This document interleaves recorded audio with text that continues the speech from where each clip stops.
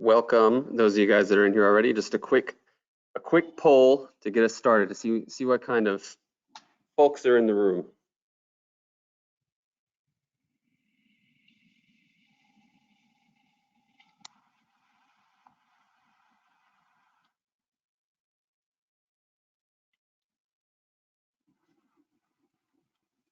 And I'll get started here in about 1 minute.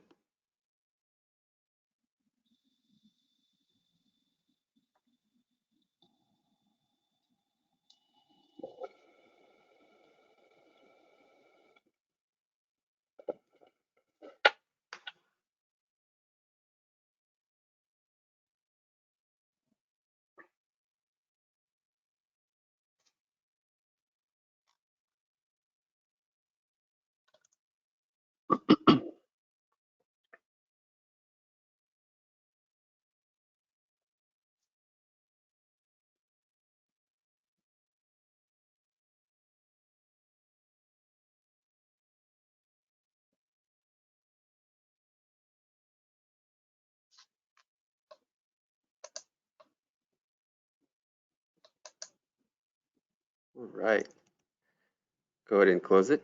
Hi, everyone. Welcome to the webinar for today. My name is David Horn. I'm the marketing manager at Digilent, and with me I have James Colvin, who is the technical support engineer at Digilent, and I have a couple other Digilent folks waiting in the wings to answer questions as you have them. We got Arthur and Fausto, and they will be answering questions that you can put in the chat as well. Let me go ahead and share. Perfect. So this is, today we're going to be looking at the new 83.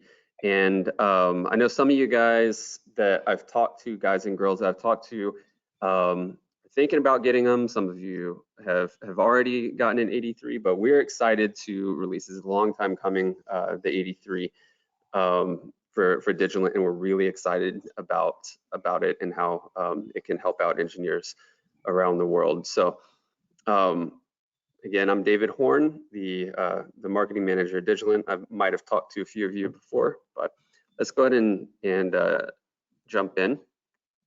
I'll give you a quick overview of what we're going to talk about today. So I'm going to go through a little history of the 82.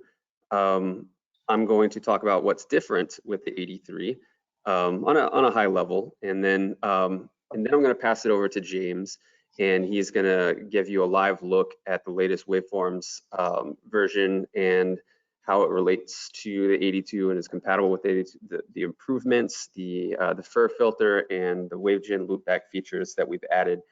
And then at the end, this is a surprise, but we are going to have a giveaway.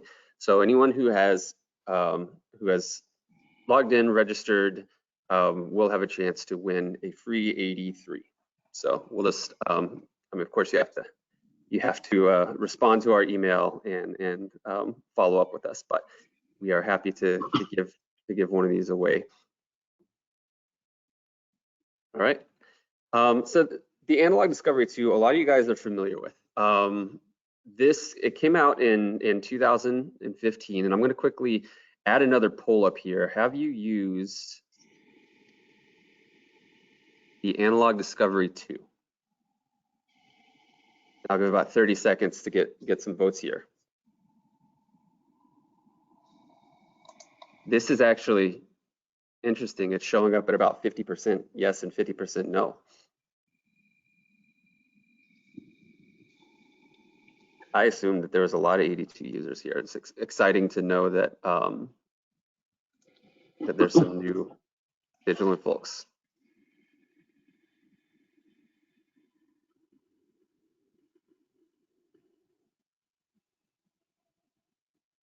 Give about 10 more seconds.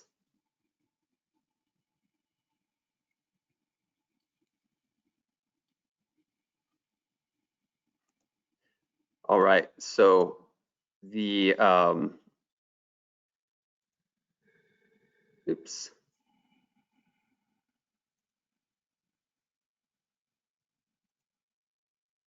Go back into slideshow mode. All right, so as I mentioned, the 82 debuted in 2015. So just to give you an idea of the result of that, 61% yes and 39% no for who has used the 82. So the 82 has been around for a long while, and it proved to be during the pandemic. So starting in 2020, just a real savior. And maybe a lot of you guys, that's when you started using it, is during the pandemic when when COVID hit and engineers labs and university labs were moved remote, and it became like a great pocket-sized source of testing and being able to continue doing the work that you were doing. But during those times, you might remember for 10 months we ran out of the analog discovery tool. We'd get in a shipment in of 5,000 units, and we were prioritizing academia, to get schools working, and they'd be spoken for before they even got to our website. So we went through a couple of different shipments and stock orders, and then finally, it was kind of a big deal when it came back in. But since then, people have realized that, you know what, being able to do quick measurements and testing from your home or from elsewhere, just by something you can fit in your pocket, is actually pretty handy. Universities have stayed in that kind of hybrid or remote versions of themselves, and engineers just in the professional space also just kind of kept them as they continue to work from home. So as of now, we're at over 200 universities, and that's just in North America, and over 2,000 companies. So this is something that it's interesting to see, even in the poll that I started with, that professionals are using the analog discovery products just as much as universities, because I think we think of it as a university tool or a teaching tool, but it's handy. It's just handy to have, and it's not just the hardware. So part of what makes, we have the hardware is there. It's an FPGA-based USB oscilloscope, but the hardware is just part of the story. The other part of it is the WaveForms software. So that's what gives access to all the different testing tools, the pattern generator, the logic analyzer, the oscilloscope. All those things are through the WaveForms software. And that is where we see the analog discovery, not only the analog discovery 2, the 3, also our Pro lines, analog discovery Pro ADP 3450, the ADP 5250. All of these work in harmony with the same software, and so that is part of the story of analog discovery 2. And there are other companies, obviously, that do similar things. We read about it all the time in comments on YouTube videos. We see that, okay, yes, there are other companies that do something similar, that have a similar product, but our software, we feel, is WaveForms is one of the better options out there, as well as our support team, like James and Fausto and Arthur that we have here in the room with us, and reference materials and all those things that kind of pull together to make the 83 great. So the question comes up is what's different with the 83? If you didn't know, we don't have a see-through case anymore in the design of the 83. But if you ever looked into the 82, you could see that there is a Xilinx FPGA, and that's kind of what runs as the brains of this device. And it's that's the crux of what the analog discovery products are. It's all these parallel actions running through an FPGA. So Xilinx, who we outfit all of our products with their silicon, they have a Spartan 6 chip, and they've recently announced that they will be end-of-lifing the Spartan 6.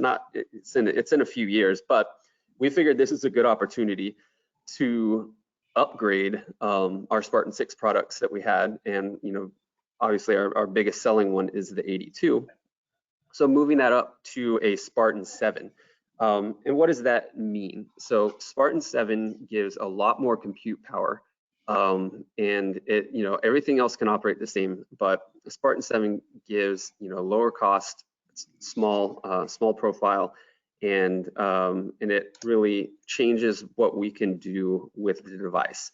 We also, some of you guys might also notice that we switched from analog devices to Texas Instruments for our ADC and for a couple other parts in the device. And we had a really good partnership with analog devices for a long time, but because we were a young company, coming up through universities, we actually had pretty good pricing to them from them, and they were supplying us with it. And that's, I think a couple of years ago, some of you guys that have been users for a while might have noticed that there was a price jump, and that's because they weren't able to give us the price that we started with anymore. And then once the pandemic happened, obviously analog devices started focusing more on medical devices and other ways to help out the, on a more global scale. And it was just, okay, well, we need to switch suppliers because we need, in order to keep costs down for you guys, we wanted to make sure that we had, a good partnership with a company that would give us the better prices. And at the time, it's Texas Instruments. So we're really happy to partner with Texas Instruments. Also, you'll notice that this was a pain point for a lot of people, but we have upgraded to the USB-C connector. And James will get a little bit more into that whenever we get to that. So going back to the Spartan 6 and Spartan 7, the difference is that we are able to double the buffer size. So it goes from 32K from 16K to 32K. And if you're only using one channel, it's 64K. So it's going to be a lot smoother measurements, a lot smoother interaction with waveforms. And speaking of waveforms, the increase in compute power in the Spartan 7 also gives the ability to have more tools later that we can run in parallel. So, and James will get more into those parts of what makes the, aside from the packaging, there's actually, a little bit more functionality that I think a lot of you guys are gonna be happy with. And in addition to that, there's a lower profile, sleek design, and a lower price point as well. So the lower price point, we moved from $399 to $379. Again, this is backwards compatible. If you have an 82, you can still use the 83. There is adjustable system clock frequency. You still have the two 14-bit analog inputs and outputs, and then 16 digital I/O. And then, as I mentioned, the buffer size is doubling essentially. So I'm gonna go ahead and stop here and pass it over to James, who is going to walk through some of the features of waveforms and talk to you. And if you have any questions, please let us know in the chat if you haven't already been asking so. James, if you wouldn't mind going for it. Yeah, for sure. Let me go ahead and share my screen when I find the button for it. So, yes. Oh, I need to become the presenter. Make me the presenter, please. Make presenter. There we go. You have the power. Show this monitor. Okay. I believe you're seeing the Digilent store up front. I didn't select the wrong monitor or something. Okay. Thanks, David. I'm James Colbin. I am a technical engineer here at Digilent. That means I make a lot of documentation as well as answering questions on the Digilent forum. Today I'm going to be going through a little bit of the getting started with the Analog Discovery 3 as well as some of the hardware features. Analog Discovery 3 is Digilent's first product that is able to be registered. What this means is then instead of having to hunt through the reference site to be able to find the different resources, whether that's reference manual or be able to find different guides, you can find them all curated for you in a single place on the Digilent cloud. So to be able to register that, you would go to digilent.com/discover more. You'll be presented with a login page. this login page will be the same login on the Digilent store proper. So like if you had purchased an Analog Discovery 2 previously, or maybe the Analog Discovery 3, you will be able to use that exact same login, and you'll be able to use a registration number, which will be on the underside of the device. I have a prototype, but so you don't see the little sticker, but you can see that in the screen here. So once you have registered to 83, you'll be able to get to the cloud. And on the left-hand side, you'll see the My Products, where you'll have the registered one, like the Analog Discovery 3 here, along with any other associated software, like the WaveForms software that you use to run the Analog Discovery 3. You also find other promotions that would work, such as Digilent's Multisim Live or our upcoming Every Measure. You have all the number of different documentation, the Getting Started guide that will take you right to our Getting Started guide, as well as various documentation like that Getting Started guide I mentioned, the reference manual, specifications, guides to use the AWG or maybe the spectrum analyzer, as well as the downloads, any downloads associated with it, which in this case would be WaveForms. WaveForms similarly has its own documentation and downloads to be able to, so getting started with LabVIEW, using the scope, using the protocol analyzer, script editor guides, as well as direct downloads for your Windows, Mac, or Linux system. If you are using Linux, you'll of course need to download the Adept runtime first for it to work. But then you can just simply click to download and it'll start going without any issue.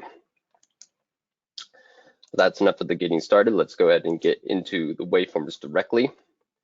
Here you'll have the same waveform software which runs. You can select when you have it plugged into your computer. You'll have the Discovery 3. And then you'll have, if you have existing workspaces, you can be able to select any of them or just start a brand new one. Here I have the Analog Discovery 2 test setup, which I've used to test Analog Discovery 2. If I click on that, it'll tell me that it was originally created with the Analog Discovery 2, but I can easily migrate it directly to the Analog Discovery 3, which I do have connected. I'll tell it yes. I'll bring it over to the correct page, and then I have all the workspace settings that I have up, the supplies set up here, any nuanced settings like the slightly less than 5 megahertz sine waves, logic analyzer set up, pattern generator with the particular triggers that I have set up. And so it'll be backwards compatible with any existing Analog Discovery 2 setups. David mentioned that the upgrade to the Spartan 7 comes with more features and some increased buffer sizes. This is most evident through the Waveforms device manager. So here, if I have the Analog Discovery 3, I'll get Analog Discovery 2 plugged in to have a more direct comparison. There we go. You can see on the Discovery 2, depending on what what configuration you chose, you might be limited. So if you wanted to have some more oscilloscope buffer, you would then lose out on your pattern generator. Or if you wanted to have a lot more of the digital I/O available, you might only have 512 samples on the oscilloscope. Or if you wanted to be able to modulate your power supply, that was only limited to a specific configuration. This is not the case with the Analog Discovery 3.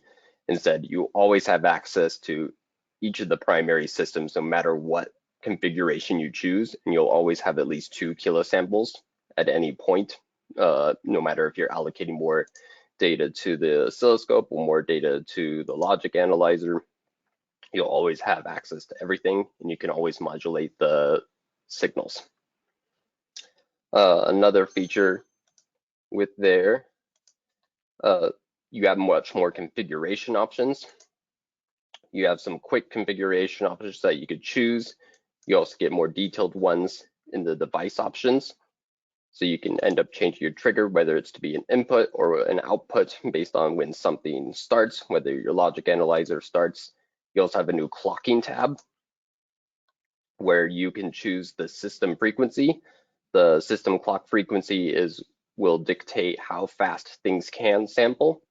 And so you can choose from a list a set list. You can end up doing that, or you can type in your own value if you want to. And then, so that will change that. You also could change the pull setting on the DIOs, whether that's a pull up resistor or a pull down resistor. This is helpful if you have like an I2C system that you're using and you want to be able to use the integrated pull ups. Let's go ahead and get everything back set to the default values. Okay. And then I will also now open up the quiet phone. Go away. Open up the webinar. Okay.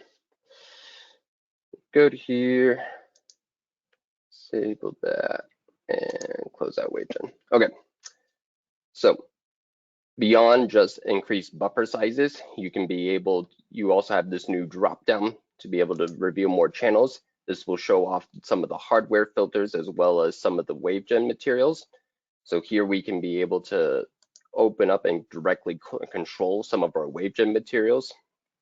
So here I can control Wavegen 2 directly from here. I could change the particular type or the frequency. And then if I start the oscilloscope, I'll be able to see my square wave that is currently being generated that is passing through my RC circuit that I have on a breadboard over here. And which is nice, I could be able to see that. But what I find more useful is to be able to then see the digital loopback of that square wave I am generating. I can then see how it compares to the signal that I'm receiving on the oscilloscope. Previously on the Analog Discovery 2, you would have to use a dedicated, that secondary oscilloscope channel to measure what the Wavegen is doing. Now you just have it directly digitally looped back. You can change your frequency, change your offset, or the symmetry. Well, I don't choose the millivolt bits. You can see it much more easily. Change your symmetry to get the size, and it's all right there. Now let's go ahead and show off a bit of the FIR filter. So let's go ahead and reopen our Wavegen. Let's get this dragged over to the side. Get it into, oh, I wanted tabbed. I don't need Wavegen 2 for now. Way on the side. Okay. So with the Wavegen, adjust my circuit.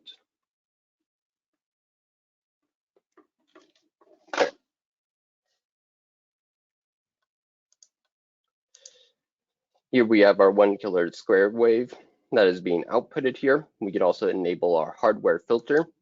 And in the dark red, right now it's directly on top of it because it's at that low frequency. As we increase the frequency and also decrease our time base, we can start to see there is a little bit of phase shift, as is common with FIR filters with the linear phase. If we want to, we can also measure this particular phase. We can go to our measurements tab.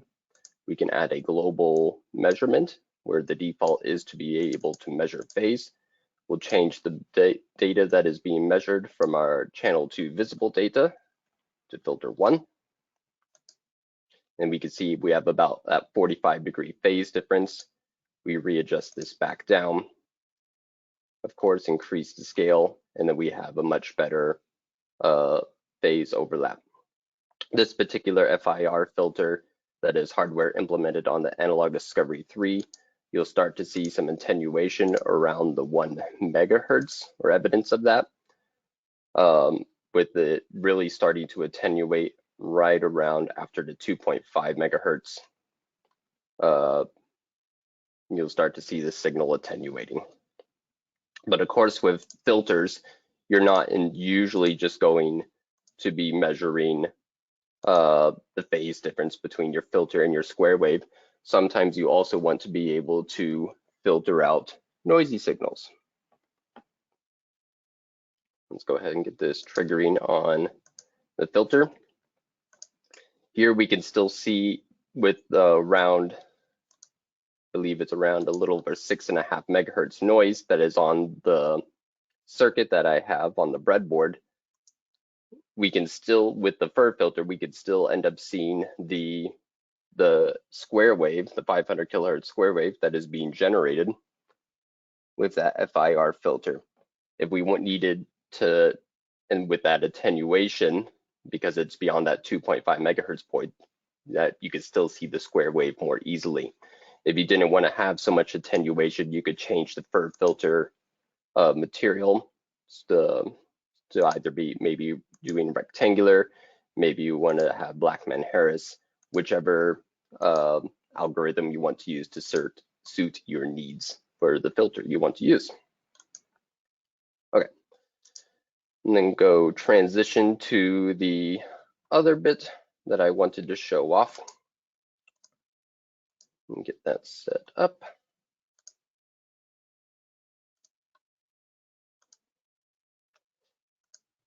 Turn off the filter. Get that scanning. Okay. Changes offset. And disable this. Yes. And turn off Wavegen control. Okay. So as I mentioned before, the analog discovery 3, now you're always able to modulate your power supplies. Here you can see I'm modulating the V+, which is half volt to 5 volt power supply on the analog discovery 3. Right now, because it's going through a resistive load, you can be able to get the signals a lot more clearly. You can have it do a sine wave, you can have a square wave, or if you wanted to, you can have it ramp up. If you want to have a faster ramp up, much like Dave Jones did, you can change the symmetry down to a lower value. So that way it ramps up to your target voltage a lot quicker. But you're not just limited to being able to do these kind of more straightforward signals. You can also have it be measuring a signal that is incoming on a different channel, such as the oscilloscope 1 channel. I have my 1 hertz sine wave, and I can have that match. You set the voltage to be outputting there. Here it's hard to see because it's at the 1% amplitude. We increase the amplitude that it's measuring to that 1 volt, and then you can see it is matching that with the different offsets, but it is matching that same material. I believe I mentioned that you have the 2 each channel for the analog discovery 3. If you're using external power supply, can supply up to 2.4 watts each per channel. If that's not enough power for you, you can always use something like the discovery power supply, where you can be able to use it directly with the analog discovery 3 or the analog discovery 2. You can just select it, the analog discovery 3 is a host device, choose to select plus, select the DPS 3340, which is our power supply, and then you'll have a new instrument with the discovery power supply to be able to then freely control those higher current or higher power outputs, as well as being able to then modulate them from within the Wavegen channel as well. I believe that's all I had directly prepared, David, if you had anything else. I just wanted to express thank you, James, for walking us through this. And I did want to let everyone know that we're really appreciative for you spending your time with us this morning. We are working on answering these questions. I know that there's a lot of questions, and I still see some that are waiting on responses, and we're going to try to get to all of them. But again, we do have a unit of the 83 that is available, and we're going to do a giveaway. So make sure that you respond. If you receive an email from me, make sure that you respond, or if you put in a joke email and are regretting it now because you're not going to be in the running for this, make sure you somehow get me. My contact information is on the bottom of our emails, so you can just shoot me like, no, this is my real email. But we do have, you know, Digilent, we do have some really cool products coming out in the next few months.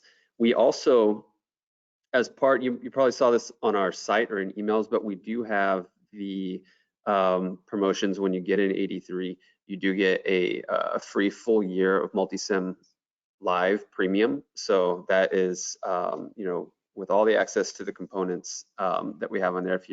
If you're doing, it's our online spice simulator. We also have a free trial of Every Measure, which is our new cloud-based software to take a CSV file that you maybe gotten from a data logger or a DAC device, and you can put it on the cloud and downsample with no coding required. You can analyze and visualize your data. So that is stay tuned to hear more about that. Also feel free to sign up for our newsletter to get a lot of this information as it comes out. And I will drop in the chat, I will drop a link to the DPS 3340, which James talked about for a brief second. It's our variable power supply that works in conjunction with all of our analog discovery products. So if we don't get to your questions, we will try to reach out to you, but we also have forum.digilent.com or digilent.com/forum that will get you to be able to post, and James and Arthur and Fausto are the folks who will respond to you there. So thank you guys so much for your time, and I will be, we have recorded this and we will be putting it on our YouTube channel, so subscribe to that if you haven't already. And again, I will talk to you guys all later. Thank you. Thank you.